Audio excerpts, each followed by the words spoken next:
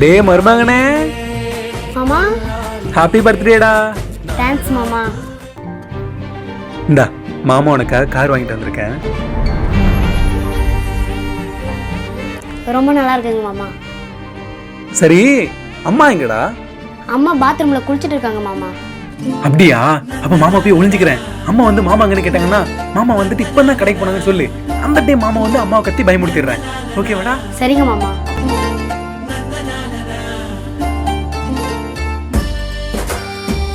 எங்கடா உன் மாமா சவுண்டு கேட்டுச்சு? உன் மாமா நாளா காணும். மாமா அப்பதாம்மா பர்த்டே கார் வாங்கி கொடுத்துட்டு கடைக்கு போயிருக்காங்க. கூட அந்த காரை பாப்போம்.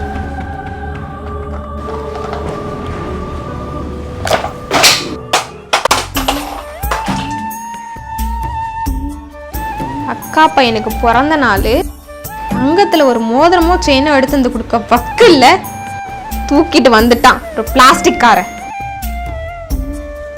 அக்கா, நீங்க சொல்றது கரெக்டு தான் அக்கா.